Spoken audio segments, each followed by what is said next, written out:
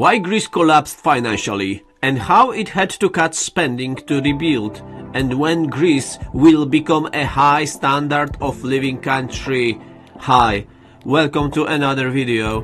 Today I am going to tell you the story of one of the most spectacular economic disasters of the 21st century, the financial collapse of the Greece, the dramatic spending cuts the country had to make to survive, and I will try to answer a question economists are asking more and more often. When can Greece actually become a country with a truly high standard of living? This is a story of a huge boom, hidden debt, dramatic reforms, social anger, and a slow recovery. A story all countries can learn from, including those that today are living beyond their means. So, how did Greece fall into a financial abyss?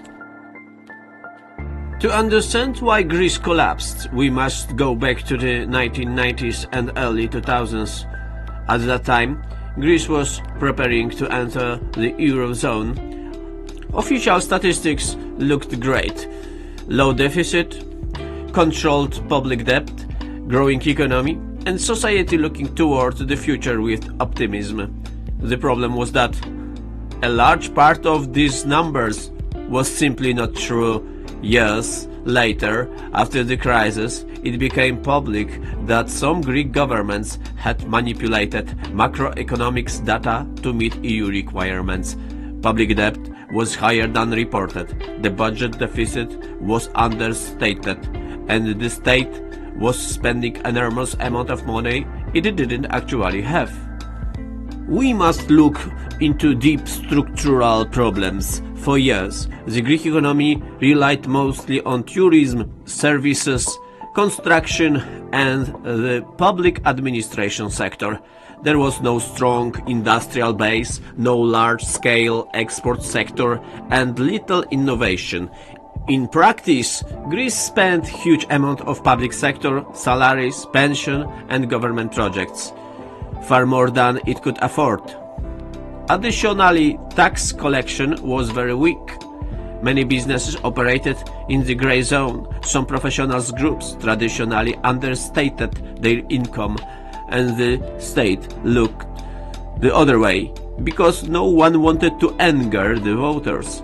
This worked as long as the economy was growing and interest rates were low. But when the global financial crisis hit in 2008, Greece was totally unprepared for the coming storm. 2009, the truth comes out and the world is shocked. In autumn 2009, the new Greek government announced something that shocked global financial markets. It turned out that Greece didn't have a budget deficit of a few percent of GDP, but more than 12%, and public debt was much higher than anyone believed. At that moment, investors immediately stopped trusting Greece. The yields on Greek bonds began to rise sharply, and this meant one thing. Greece could no longer borrow money, and when a country can't borrow money to pay its previous obligations, it begins its journey towards bankruptcy. Market shut down and first panic. By 2010, Greece had practically no money left to pay salaries, pay pension, fund healthcare, or service its debt. Without outside help, the country would have simply collapsed.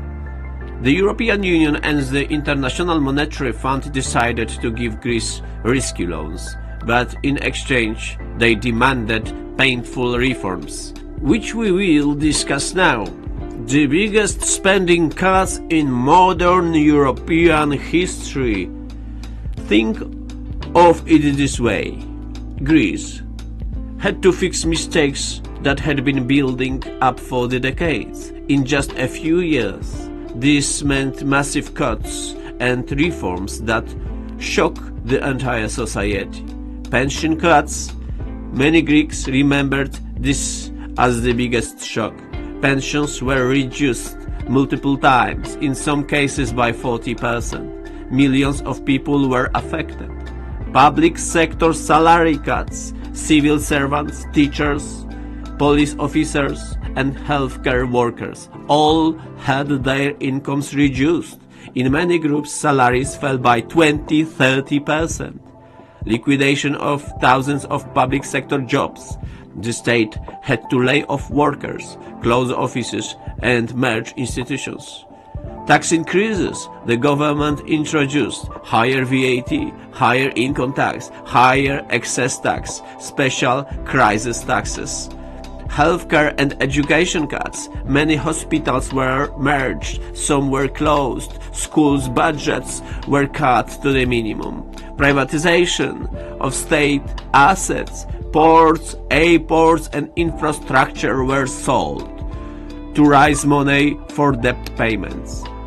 Social consequences. The hardest years since World War II. The scale of the crisis was so huge that economists call it the Greek Great Depression. It wasn't a normal recession. GDP fell by 25%, similar to the United States during the Great Depression of the 1930s. What did this mean for ordinary people? General unemployment above 25%, youth unemployment above 50%, thousands of businesses went bankrupt. Many Greeks couldn't afford heating or medicine. Hundreds of thousands of young people emigrated, mostly to Germany and the UK. Greece went through a trauma that left a mark still visible today. Did it pay off? The rebuilding of Greece? And now, an important question. Did this huge sacrifice achieve anything? The answer is yes, but the process was long and painful. What has Greece achieved? The budget was stabilized. Greece began generating primary surpluses, meaning the budget, excluding debt interest rate, became positive. The economy returned to growth. Tourism reached record levels. Export revenues increased.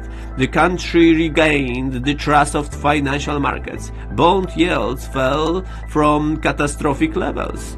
Unemployment fell from 28% to around 10% plus. Foreign investment increased. Greece became more attractive to tech firms and modern services. All this means one thing: Greece survived and began moving into the right direction. But problems haven't disappeared. Even if Greece has gotten back on its feet, several major challenges remain. Public debt is still enormous. This burden will follow Greece for decades. The economy is still heavily dependent on services and tourism. This makes the country very vulnerable to shocks like the pandemic. Demographics: many young people emigrated. The population is aging, increasing pressure on the pension system. Some reforms were never fully implemented, especially those aimed at improving tax collections and reducing the shadow economy. When can Greece achieve a high standard of living? This is the key question of this video. To join countries with the highest living standards like Germany, the Netherlands or Scandinavia, Greece must achieve several things. First, diversify the economy. Greece needs to develop new technologies, light industry, high-value manufacturing, renewable energy, startups and innovation. Second, keep young people in the country. Without this, there will be no new middle class. Third, improve the state and administration, less bureaucracy, more predictable laws, less corruption. Fourth, future stabilize public finances. Even though things are better, Greece's debt is still one of the highest in the world. So when? If current trends continue, economists estimate Greece may reach a high standard of living in 15–25 years, meaning around 2040, 2050, provided no major global shocks occurs. But some sectors like tourism and IT may grow much faster. If reforms succeed and young Greeks start returning home, the timeline could be shorter. Greece collapsed financially because it spent more than it earned for years, hid part of its debt, had a weak economic structure, collected taxes inefficiently. The crisis was severe: drastic cuts, lower pension and salaries, high unemployment, massive emigration. But thanks to the sacrifice of the society and support from the EU and IMF, Greece rebuilt itself. Today, it is more stable, growing, attracting investment, and tourism is booming. Will it become a high standard of living country? Yes, but it will take time, reforms, and the effort of the entire society. Thanks for watching. If you enjoyed this video, leave a like, comment and subscribe. And if you want another video about how other countries recovered from crisis, let me know in the comments.